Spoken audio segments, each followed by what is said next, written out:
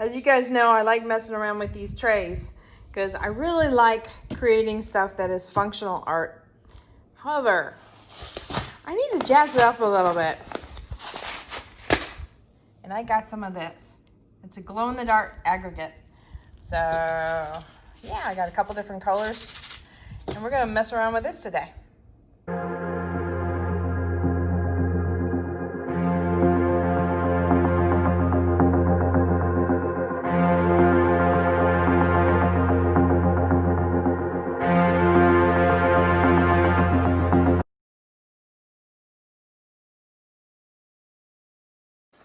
Howdy, howdy, this is Clara Lawrence.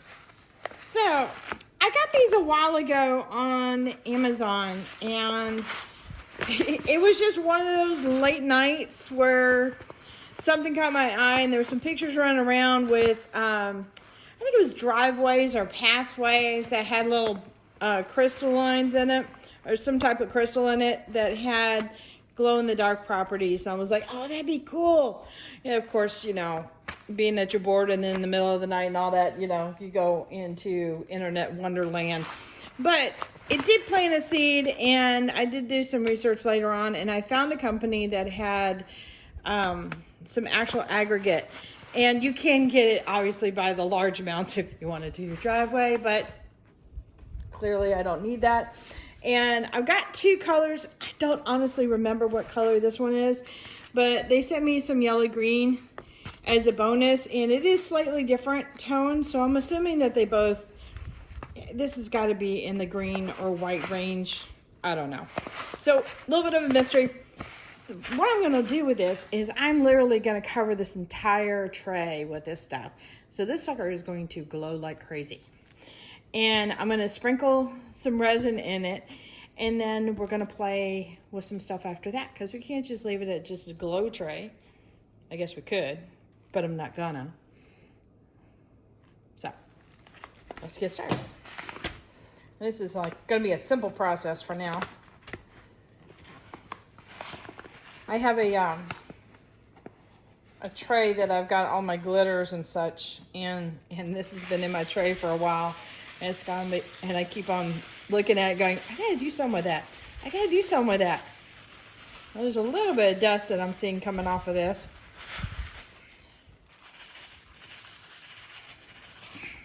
Okay, I'm using the entire bag. All right. So this feels a lot like, kind of like crushed glass. Got some other little particles. They look kind of like dried grass.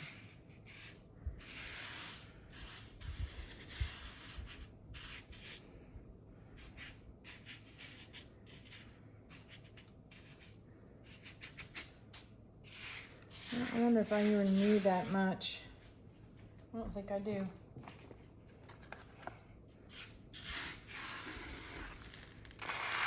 Because I want the other color in there too. Get some of that out.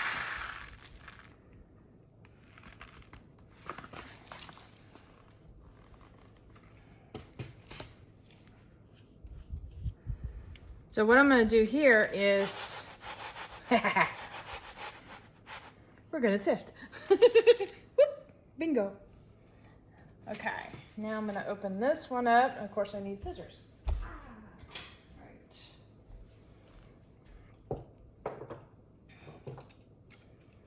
Yep, these are both the same size. Okay.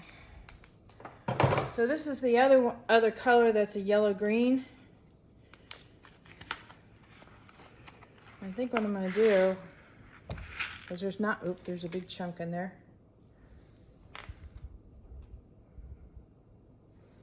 Pull that out. I don't even know if that's even going to show up. And yeah, there's a couple big chunks, so I'll pull those out in a second.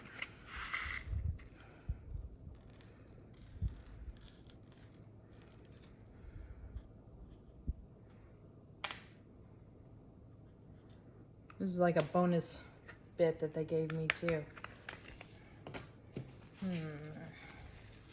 I'll go ahead and do the other one.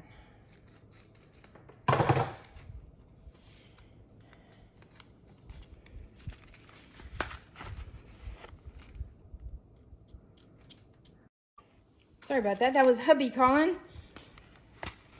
And I will fill you in a little bit on that situation. All right. So I have a nice black light flashlight that I will bring in at the end of this, and we'll see how well it glows. I might try and do a nighttime video too, because this thing, I bet will glow really nicely. I think I'll do 3.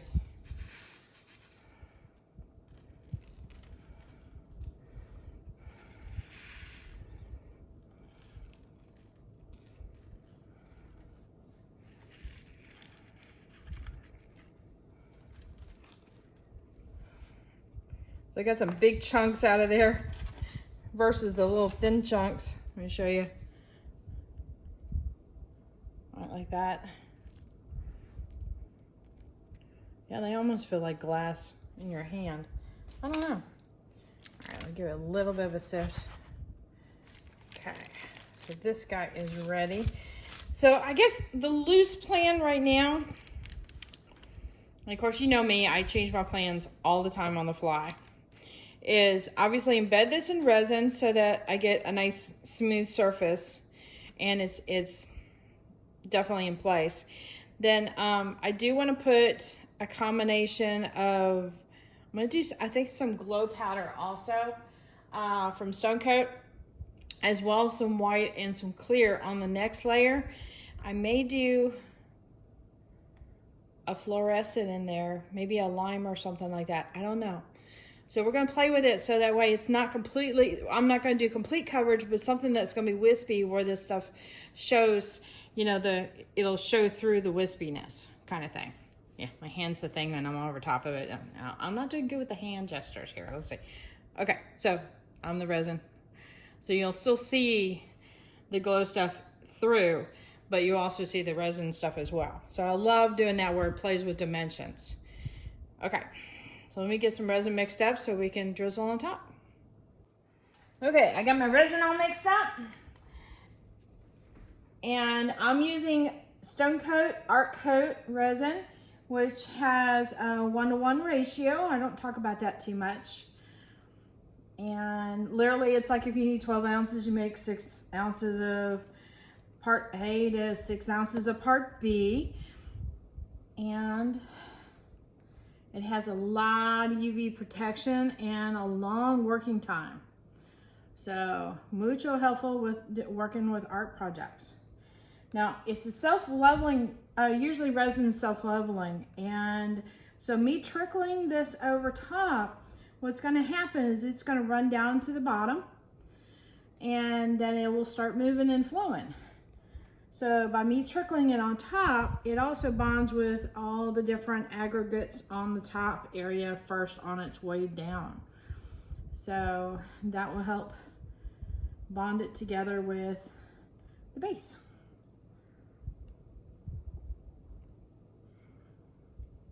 And eventually, it will get all adhered down. And that way, it doesn't move around a whole lot. With me just pouring a bunch of resin in here in the first place, by doing it in steps, this stuff is clearly going to be lightweight because it looks like some kind of resin element itself, meaning the aggregate. It might not be, it might be something completely different. I don't know. It's cool though. So it'll definitely float to the surface if I were to fill this tray up where it would be completely level.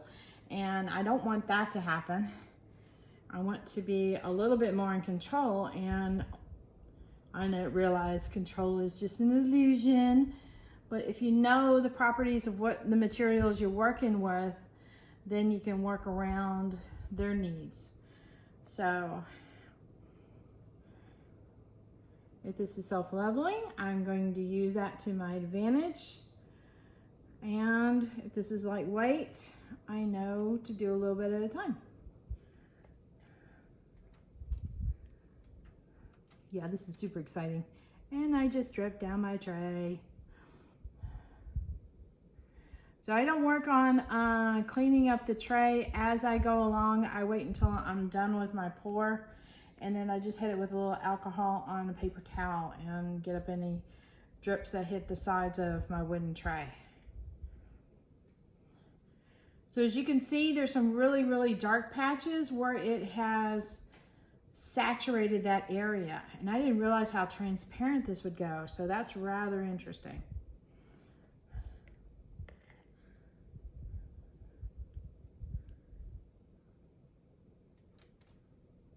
Really interesting. Ah, I just dribbled again. I am focused on where I am drizzling this stuff. And usually I find that doing this gets a majority of it just because of how it flows underneath. I'm just trying to get close to the edge without getting the edge.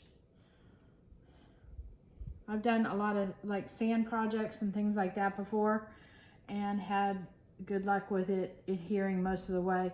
And then usually by the time I go to the second layer, it's in there good. It's embedded, it ain't moving. All right, let me get a little bit more of a rotation. Let's see if I can. I'm working with my hand, and my hand naturally wants to do these curves. So if you can move your project, do it.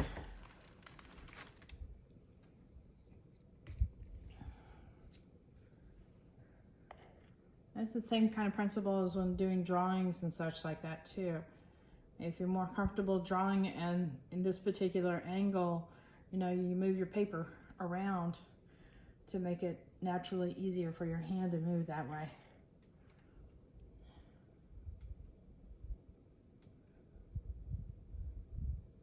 All right, I think we are just about good.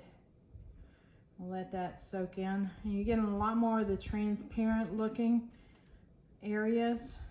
These are like super transparent because it is very saturated, but if you notice they're growing.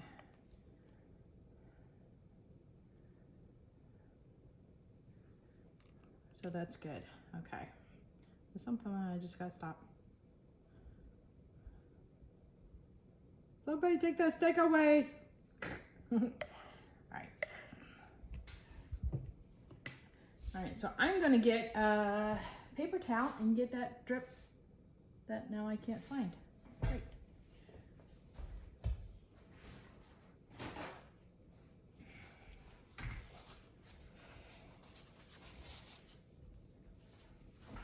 All right, let's see. Nope. Ah, I found it. So it dripped right on the edge there and went straight down. That's why I couldn't see it, because it wasn't really on the top that much. So I might as well show this too. So I've got a paper towel. I'm not doing it over the thing. And I just poured a little puddle on there. And that way I can get the surface real quick and get the side.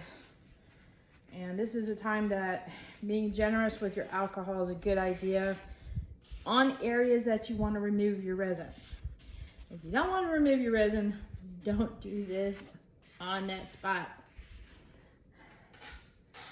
Okay. All right, we're gonna put that to the side, let it cure, and check in with this tomorrow. Okay, you guys ready to laugh at me? It's actually pretty good. So I pulled this out earlier just to check on it. And of course I was pulling it out like as if I'm confident it's, you know, it's a resin piece and, you know, everything's all nice and secure. Nope. I got a lot of little loose bits still floating around in it. And me pulling it out of the tray, you know, pulling it out of my dust-free zone really quickly, like shoot, all the little bits went ping. And I was like, crud. So I had to replace a lot of little particles. So today I'm gonna put a healthy coat of resin on top. And I'm already seeing some areas where I need to, and I did replace some extra little bits of aggregate on here. Just on area. Okay, where's my stuff? Oh, there's. All right, just saw a little area as I was twirling this. It was a little thin right there. So I'm gonna see if I can try and pinch some out of this bag. See if I can guide it in that general zone. But for the most part, I was able to get this stuff up because it was just loose on the tray and such. At any rate.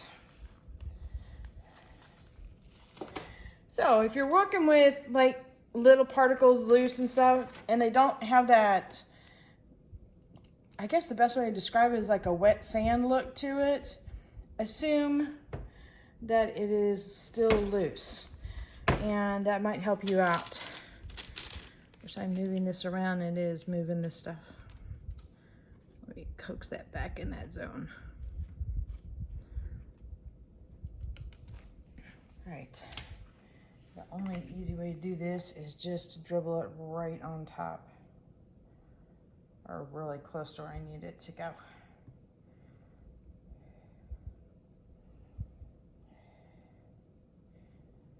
Normal tilting is not gonna work here.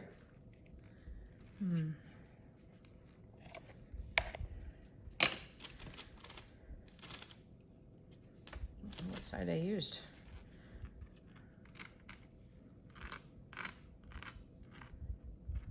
Still a couple of these little bits and put it in this little hole here.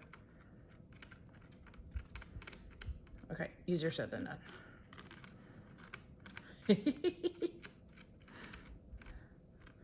All right, we're gonna sprinkle some in just a moment.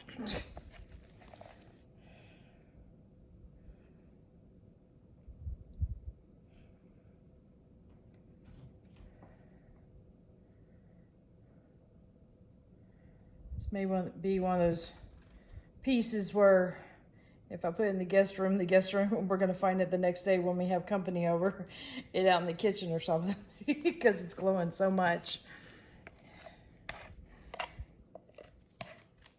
All right, how are my hands?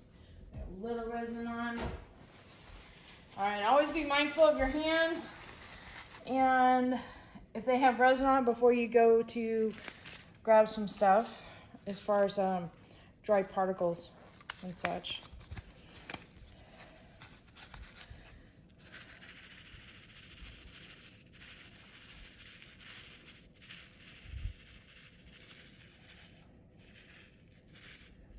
And these little particles, it's surprising how clear they go when they get resin on them. I was actually really surprised by that. They almost look transparent. All right, I'm gonna use this guy, so I know this guy's fine. All I'm doing here is just kind of encouraging the resin to go in this zone. Okay. Maybe not. All right, it's sprinkle time.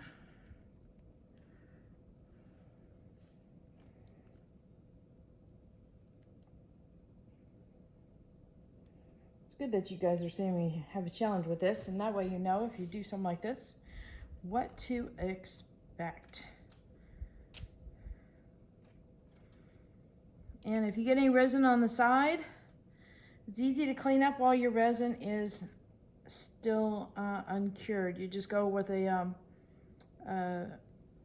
some alcohol on a paper towel or a rag. Probably a paper towel would be best, because that way your rag might have other residue on it, and you just clean it up just before you put it up.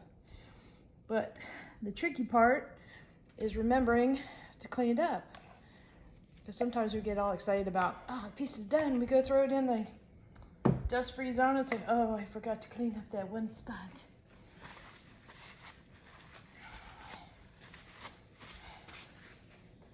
All right, so let me hit that with some heat. And get rid of bubbles.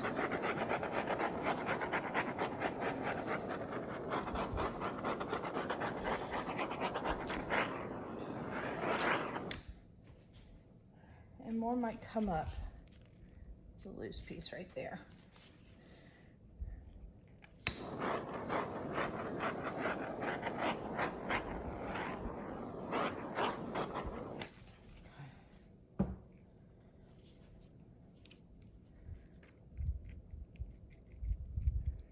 All I'm doing here is kind of moving this stuff around just a little bit. Encourage any bubbles to come to the surface.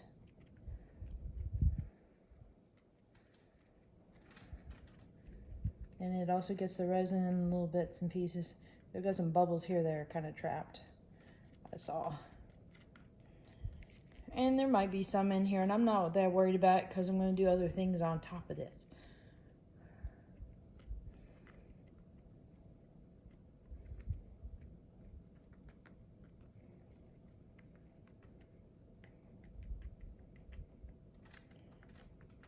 I found my UV lamp, so I'm excited about being able to show how much this is actually glowing. Okay, that's a big chunk. Let's move that to a spot where it can handle it. There it goes.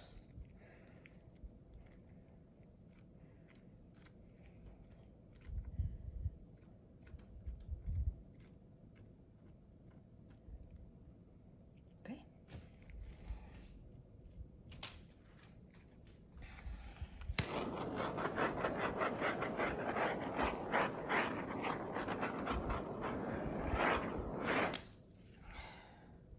Okay, I'll put this guy up. Get curing for a little bit longer. Okay, so it's time to do another coat of resin on this guy. And what I'm going to do here is I'm going to do mostly a kind of like a fleck coat. And then I'm going to spread this around and then apply my color on top of this. And the reason for that is because of all the texture that's on here. I want the color to be on the surface. So I'm hoping that this will work.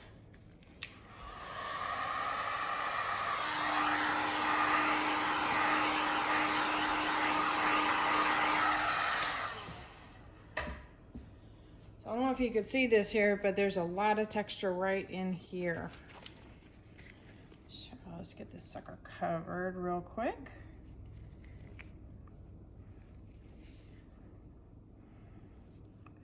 It's early on in the resin mixing, so it's nice and fluid, which is good because that's what I need. Okay, I just gotta be a little tricky there because there's a lot of texture right by where the handles are. Okay, so the colors that I've got mixed up to mess around with this,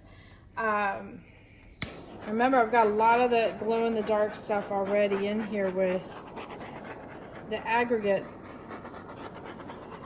So I've got some additional glow-in-the-dark powder, but I've also got a little bit of a chameleon and a little bit of white.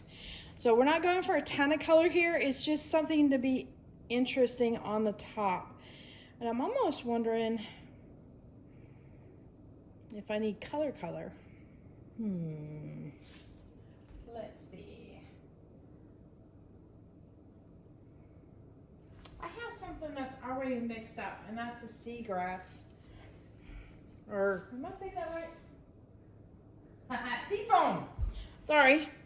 Which is a really pretty color here. And I believe that the glow powder that I picked out has like a bluish tint to it. So what I'm going to do is I'm going to kind of do a little bit of a swirl on these colors. So they'll be nestled next to each other. And I think I'm going to start off with white. And I've actually got some rhyme and reason for this.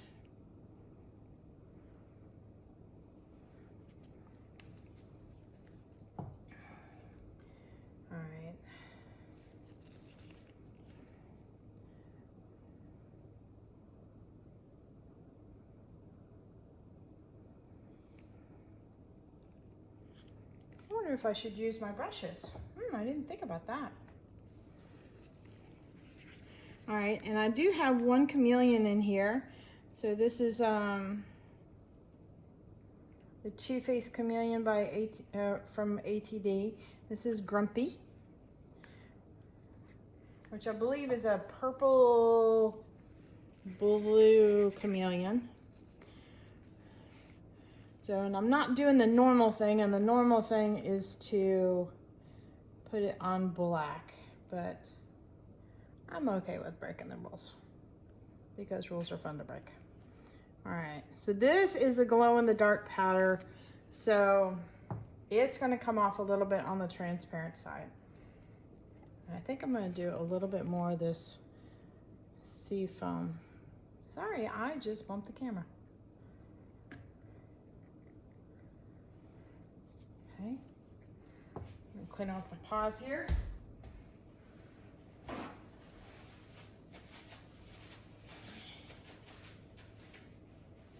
We say paws around here because of the kids and such, and well, of course the kids are grown up now, but that was just something we did for fun.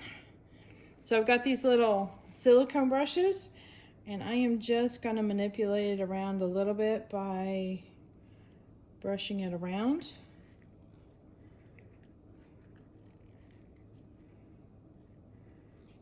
You can tell that's not really something that you have to worry about too much, but it does have a pretty look. Okay, one done. Let's see.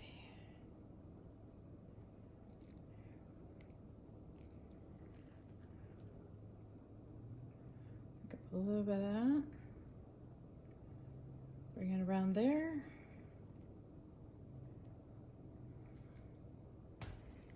And by doing it multiple times very carefully, in other words, I'm just barely picking up some color, you can end up with really tiny trails of color.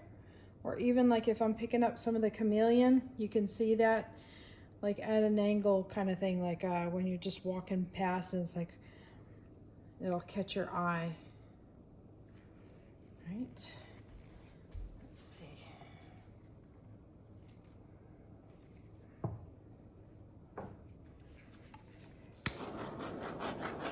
So I wanted this to be kind of pretty and subtle as far as the whammy on the glow in the dark. Let me bring you in. So the white is Color Passion, and when you do colors on top of Color Passion, you will get some cells. You can see some cells are starting to develop right in this zone here. So I'm not looking for a ton of cells, but I am looking for, you know, some would be okay. Let me zoom you in super fast. All right, I'm gonna try and go so smooth. You see how it's just leaving like little wispies, almost like, you know, fairy dances on top of the water. Yeah, I just said that.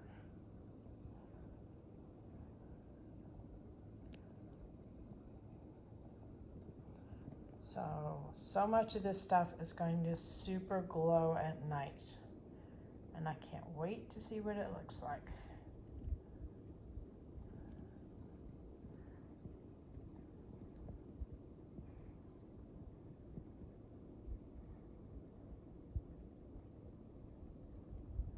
So if you're ever wondering what to do with the second coat, because your first coat is kind of not really crazy about it, you can do this as a second coat and just very lightly do something that will help bring out the depth of the whatever's behind it and incorporate with the stuff that's on the top. And you saw how difficult this was, which it wasn't very difficult at all, but it will create a really nice piece. All right, till tomorrow.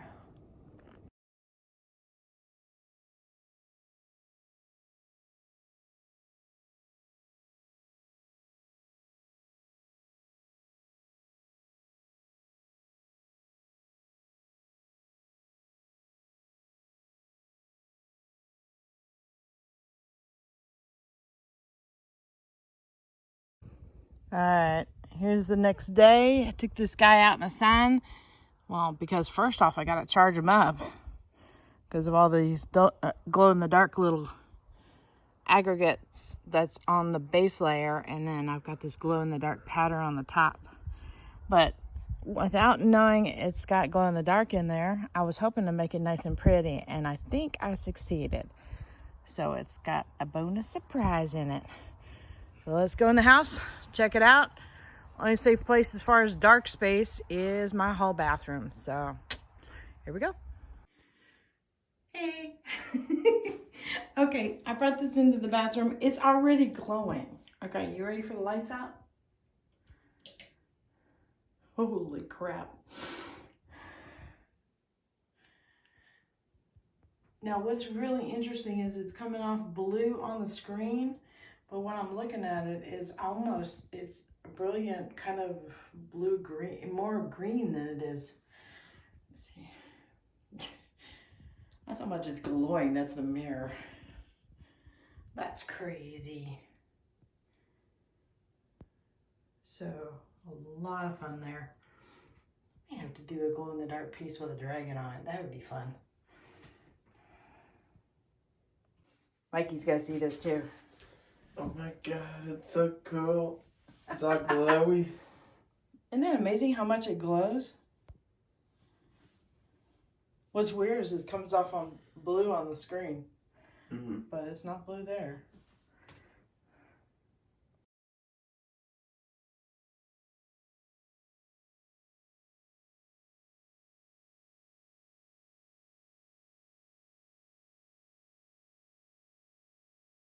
All right, hit that like button, hit the subscribe button.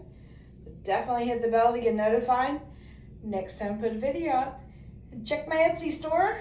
The link's in the description because I've got some art pieces up, as well as in the description are some links to the other products I use, including some of these. And just as a reminder, ooh, oh gosh, it won't even focus on it. No, it blurred out completely. Come on, focus. No focusing. All right, later, y'all.